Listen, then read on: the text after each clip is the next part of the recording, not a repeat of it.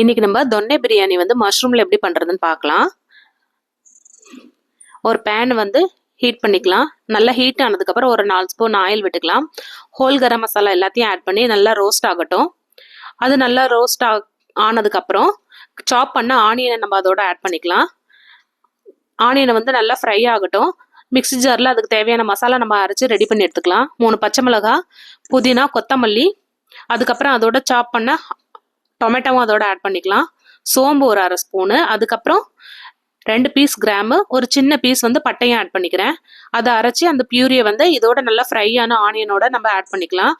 Add பண்ணி எல்லாத்தையும் mix பண்ணிக்கலாம். அதோட 2 ஸ்பூன் இஞ்சி பூண்டு பேஸ்ட் வந்து ஆட் பண்ணிக்கிறேன்.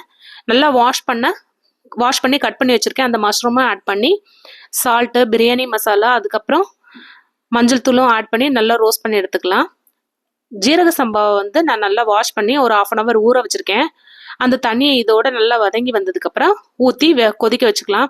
நல்லா பாயில் ஆனதுக்கப்புறம் இந்த அரிசியை வந்து நம்ம அதோட ஆட் பண்ணிக்கலாம். ஆட் பண்ணி நல்லா தம் போட்டு வேக வச்சு எடுத்துக்கிட்டேன்.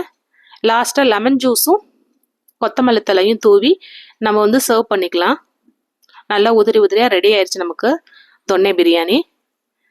இப்போ வந்து ஒரு சர்விங் பிளேட்டுக்கு மாற்றிக்கலாம் நம்ம. இன்னைக்கு வந்து நான் பொட்டேட்டோ ஸ்மைலி குக்கும்பரோட சர்வ் பண்ணுறேன்.